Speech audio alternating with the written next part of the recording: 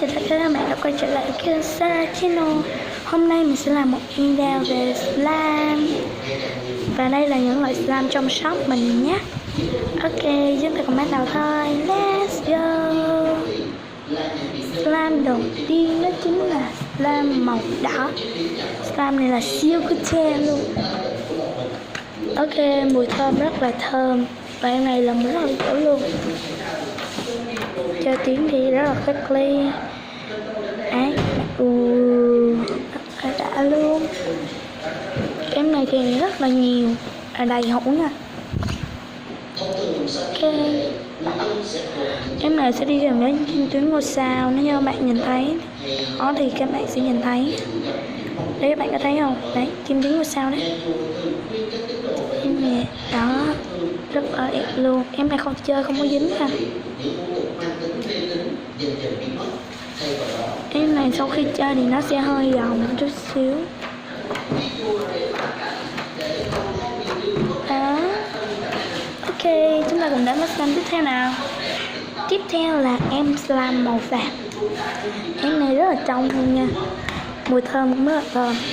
Có cái slime này các bạn. Em hồi nãy thì không có slime. Bạn nhìn kỹ nhé. Đấy, nhìn rõ thì các bạn sẽ thấy nhé.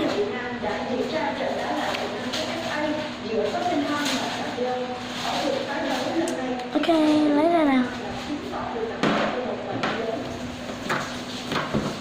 Cho em này cực đã luôn. Em này đã bớt trong hơn. Bởi vì lúc mình làm thì mình chơi thử khá là nhiều, cho nên bây giờ nó đã không có còn trong lắm nữa.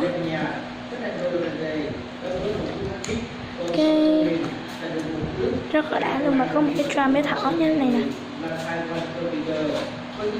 Và thêm hai cái drum bông hoa màu hồng nữa. Nhưng mà khi mà cho vào slime màu hồng vàng thì nó sẽ ra màu cam đó các bạn. Ok, chơi rất là đã luôn. Tiếp theo chúng ta cùng đến với slime màu xanh lá. Slime này là cực trong luôn nha các bạn. Bạn nhìn kỹ đây rất là trong. Và có thêm một cái ngôi sao nữa nè. Ta-da. Và đây có một cái trầm màu hoa. Ok,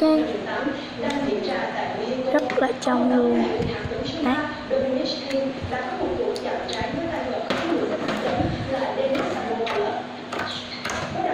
Em này chơi cực ly luôn và rất là đã nha. Camera mình không biết tại sao nó hơi mờ thế nhỉ.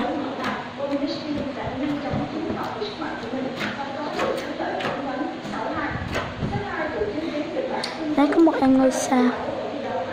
Hai em luôn. Rất là đã luôn. Đã lắm. Nó cũng tạo ra khá là nhiều bong bóng. Bóp nghe tiếng quickly. Nó đã. Ok, cùng đến với slime tiếp theo nào. Tiếp theo là một em màu xanh dương. À, ở đây mình đã để cái kéo nó hơi lòi ra. Đây là em chính là màu xanh dương. Trong đây các bạn thấy cái drum khá là bự không? Mà thật ra thì mình sẽ bán cái slime này, nhưng mà mình sẽ không bán cái drum đâu nhé. Khi mà các bạn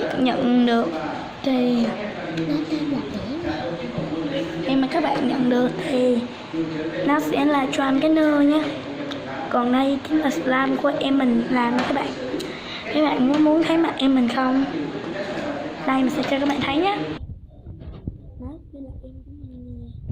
Quay lại với slime nào. Cái màu nó cũng không có còn trong nữa, mà nó cực kỳ giống cái màu biển luôn. Và em gấu này cũng rất là bự mà rất là cute nữa. Nhưng mà theo mình đã nói thì mình sẽ cho cái drum cái nơ nha các bạn.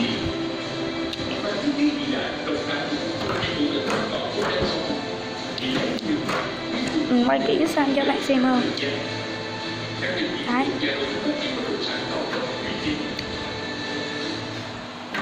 Rất là giống cái màu biển luôn. Đây.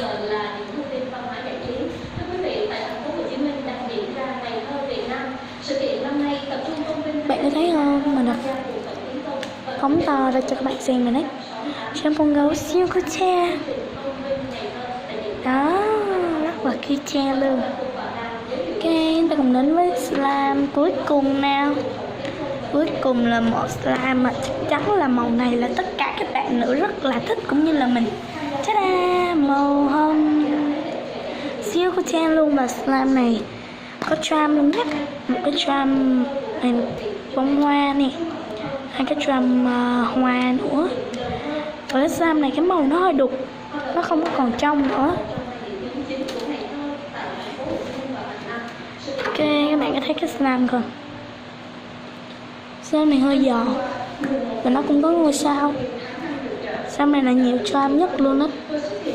Nó vừa có 2 charm nè, mà nó còn có thêm và nó còn có ngôi sao, kim tuyến ngôi sao nữa.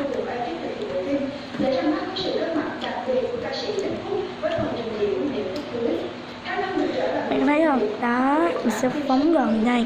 Charm bông hoa siêu cute.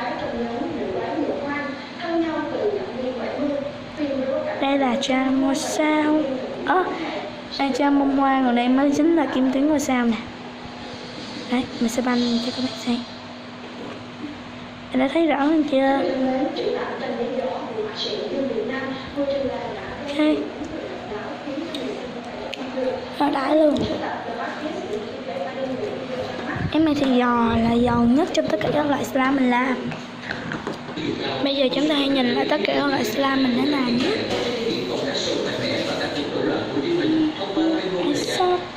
I shot you, baby. I can't really love you. I can't you know. And I might cry astray. Never you show. And I make you show me cry. And it was me. I'm call me. I'm call me. Kiss me. Sky. I'm call me. I saw you. Ok, vậy là các bạn cũng đã xem xong bộ sưu tầm slime của mình rồi. Các bạn thích nhất là loại slime nào? Comment cho mình ở bên dưới video này nhé. Đừng quên like, share và subscribe cho kênh Sara Channel để mình có thể ra nhiều video hơn. Đừng quên kêu gọi bạn bè nhấn nút đăng ký để mình có thể ra nhiều video hơn. Ok, bye bye.